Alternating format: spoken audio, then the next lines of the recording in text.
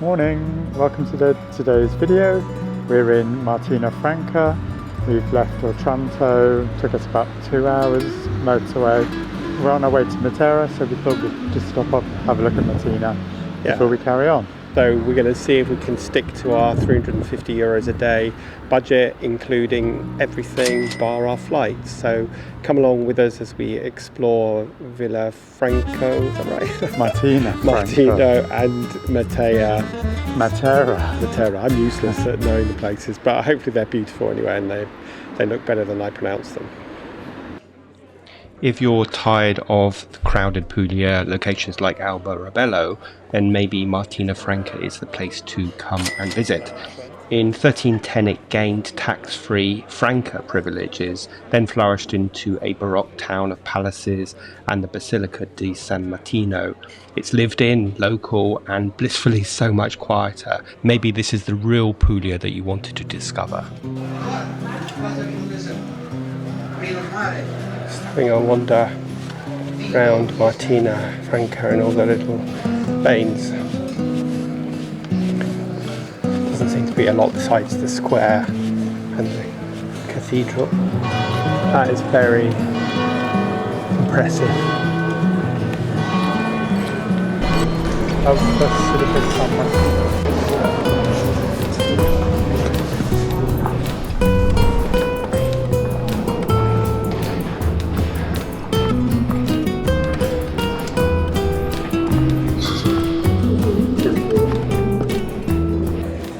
Funny, we were just saying after a while of seeing so many beautiful old towns like this, you become a little bit blasé, don't you? It's like, oh look, there's another beautiful church or another lovely alleyway.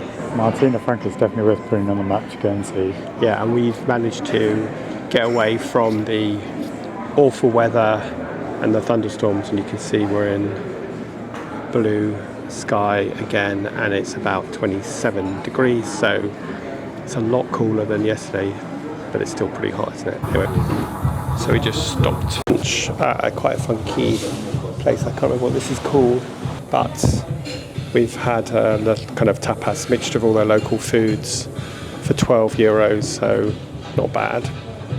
But it'll be enough because we're not hungry. And James has got a matcha coffee, leche coffee, and I've got an orange juice. So we shall enjoy it. After lunch, we finished our drive to Matera, parked the car in the nearest car park, which was still a 15 to 20 minute walk up and down cobbled streets, and arrived at our hotel. Hello, welcome to our hotel Maison Dax in Matera. After a bit of a hike from the car park, going up and down the steps to get here, we've just been checked in. She told us that the electricity wasn't working, but thankfully it's working in our room because it's really warm. But anyway, really nice room. So we have a lovely 4-poster bed, and slightly bizarrely, the shower in the room. So if you're staying here with your best friend or a friend, you may not want to stay here, although you could use that. Oh yeah, look at the view. Spectacular. Obviously we'll show you way more of that later on. Yeah, it's really nice. So it's got a lot of character. And then the little bathroom. When James is doing number 2s that stink, it's not going to mask that. And a toilet and a bidet in a very kind of old, nice Victorian style, and then some Spanish balls on the wall.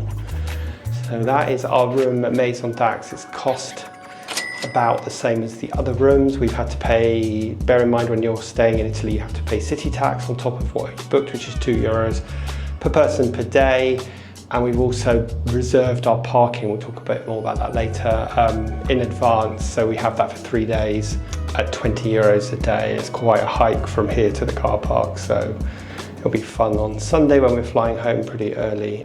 Talk about a room with a view. I don't think you're going to find a better view than that. And over the next few days, we're going to be exploring the beauty of Matera and the history. And then outside of our room is a nice little seating area. I think there's only about 4 rooms in this place. There's another room here, and then this little another room there. indoor area. Some seats. It'd be fascinating to know what this building was. Yeah, there's another room there.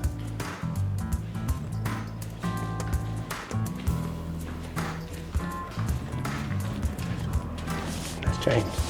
We're ready for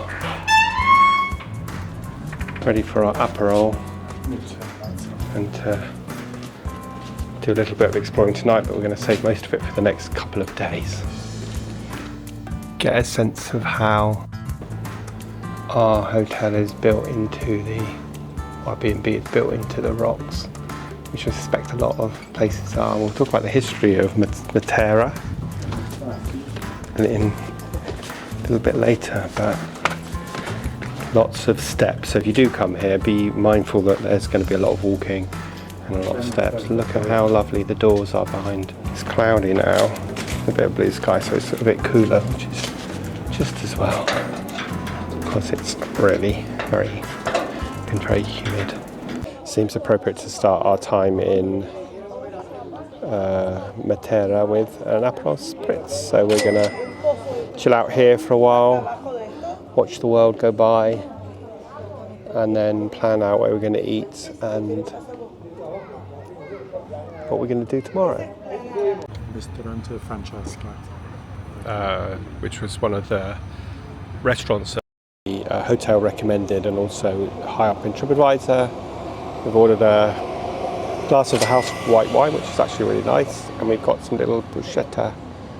Okay, our starter has arrived, which is the cheese and ham mixed platter with some chutneys. Looks very nice, served in a lettuce leaf. Our main course has arrived. I've got the pasta with fresh tomatoes and pesto, and James got a salad with a few other bits due to arrive as well.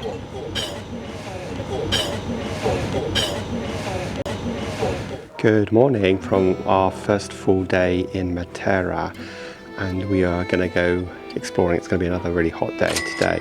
Just a little bit of history about Matera. So it goes way back to the Paleolithic era, and the little holes you can see in the mountainside are called Sassi, and that's where people used to live right up until the mid-1900s. But it was also known as the poorest part of Italy because there's no sanitation, living standards were awful. And someone, I'll overdub who, wrote a book about the place, and it alerted the government and the public to it, and there was a big outcry, and basically the government moved everyone away from here. But it was also then named a UNESCO World Heritage Site, and since the mid-20th century it's sort of re-established itself, rebranded itself. Lots of hotels and restaurants have cropped up, and now it's become a super trendy place to come and visit, like we are visiting too. So we're going to go and have a look around and see what we think of it and take you along with us. And not bad for our view from our balcony. Yeah, this is the view from our balcony, so pretty spectacular way to end, to wake up in the morning. Feels like we've got the place to ourselves at the moment. It's 9:45, and we're going to go over to the church. Oh yeah, going to go over to the church. Madonna di Idris.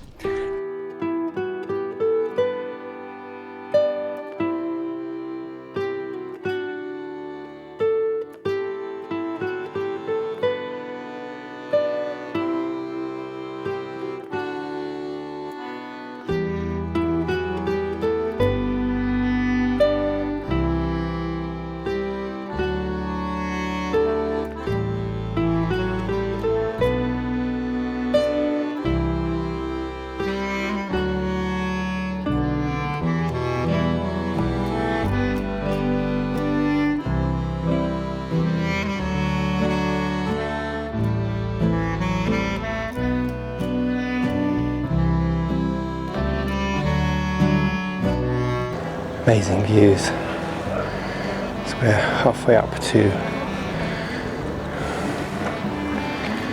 the top of the church. This is a little town square. If I sound out of breath, it's because I am. It's James. Here is the church. Can you see with the sun? Built into the to the cave, pretty impressive. As are the views all the way around.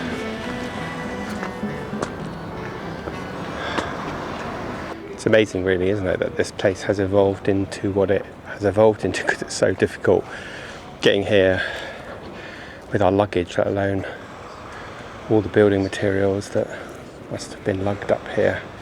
Then this is the view from the other side of the church, and there's a bridge on the other side of this building. You can't see that. You can climb down that pathway, walk across, and then you can just see people over there, and they go all the way up. And apparently up there is a really pretty park, and that's where a lot of people go for sunset. You can also drive there as well, but I'm not sure we'll be doing either of those things. I had a nice tea. James had a Caffè leccese. Caffè leccese, which is the espresso with an almond syrup, and it cost €4. Matera is split into two regions, the old town and the new town, and the new town has shops and more churches and cathedrals because it was the wealthier part back in the day compared to the area that we've just shown you around. Walked for a bit and we're in almost like a normal square again. Very nice. That's where we just were over there.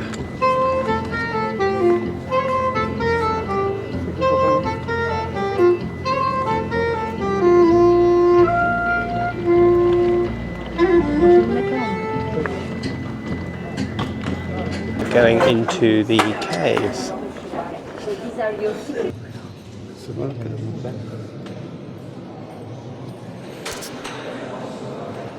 So we just stopped for lunch here, which is a lunch with a lovely view. We've ordered the meat and cheese platter, which is actually €15, right? Yeah. It comes with some bread. Tagliere. And we've also ordered some panzerotti, have just arrived. We've got an assortment of 4. They were €5, weren't they? So that's not a bad price. These are the fried dough with like I don't know what the fillings are, but the ones we had were tomato mozzarella.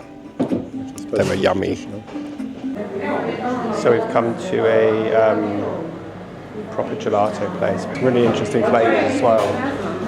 Okay, I'm being brave. Having lavender and coconut. The lavender's an interesting flavour. What you having? Milk and fig.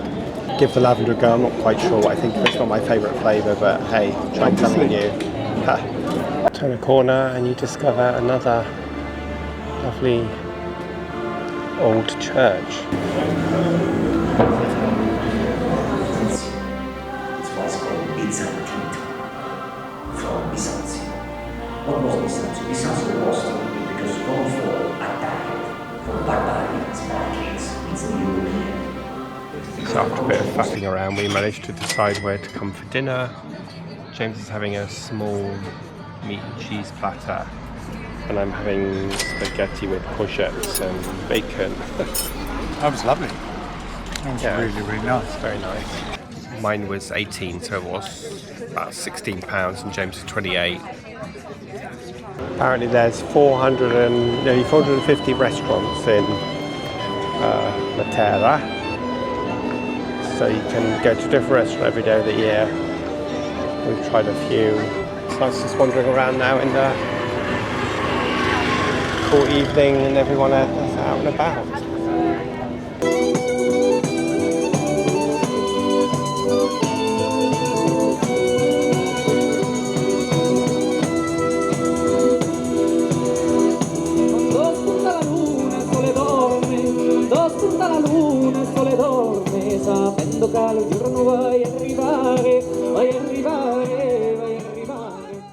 Good morning. Sadly, it's our last day in Matera, and the plan today is to go to a museum and learn an awful lot more about the history, which was both cool and well worthwhile doing. But first, some coffee.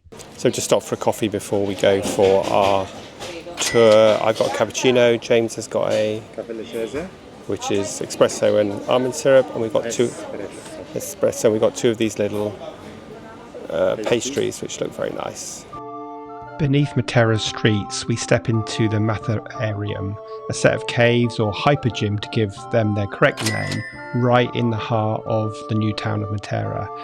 In this hypergym under the Sassi, homes were carved, not built. Families once lived in these 1,000 square metre caves where they made bread, pressed olives and wine rested in the cool, constant temperatures. People working here stayed underground for months on end, lit only by oil lamps. Can you imagine? In this exhibition, the walls came alive with 360-degree projections, 15 stories flickering across the stone, showing how a house evolves when rock is your only material. As we moved through the narrow corridors, the soundscape shifted. You could almost hear the ancient sea that shaped this limestone long before us. This was a fascinating and well worth visit to learn more about the true history of this place. What do you think of that, James? That was brilliant. Definitely worth doing. Yeah, I'd highly recommend to give you an idea of what the history is about. And it's nice and cool as well, which is a big bonus on a hot day like today. So yeah, you just go with that. How much was this? 13. €13 for 2 pizzeria things and 2 cokes. You got the same thing? Yeah. We actually haven't really seen the cathedral except for walking past it on the way here. If you want to go into the cathedral, it is $3.50 to get in. But we've seen enough of the inside of churches, you become a bit blasé in the end. But if that's your thing, I think you can buy a ticket that gets you in everywhere. What was it, about 12 or 13 euros? It gets you into all the historic buildings. I'm walking away from the cathedral down into the old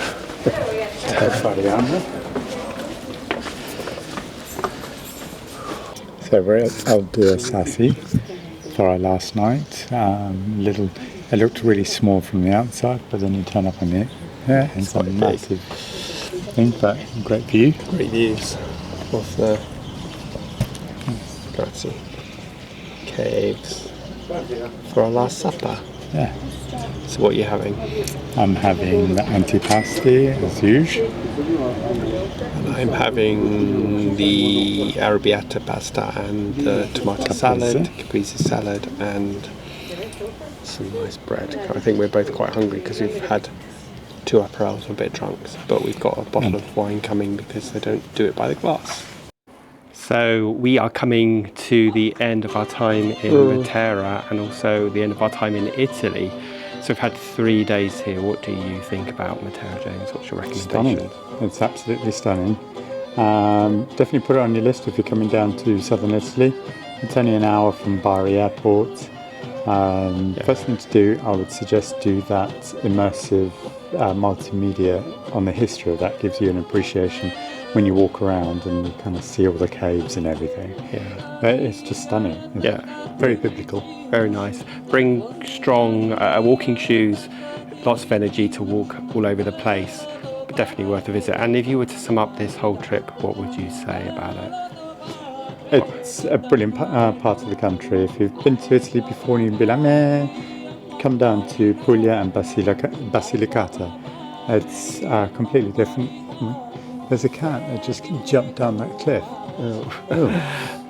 Yeah, I mean, a lot of people go to Tuscany or they go to Rome or they go to Venice, and this is a part of Italy that a lot of Brits especially don't come to, and so there's a lot of Italians here because I think they come on vacation here. I think if we were to do it again, maybe we'd do it at a slightly slower pace. I think we're both going home a little bit exhausted, but we've been to 10 cities in 9 days. And we leave for the airport really early tomorrow morning. Now, as you would have seen, we managed quite comfortably to survive on a budget of €175 per person, staying in nice 3 to 4 star hotels, eating out, having drinks, and not really scrimping too much. So it is definitely doable. And as you saw, we only overspent on 1 day. So I hope you've enjoyed this short series on Southern Italy. Make sure you've hit the subscribe button, and we will see you next week.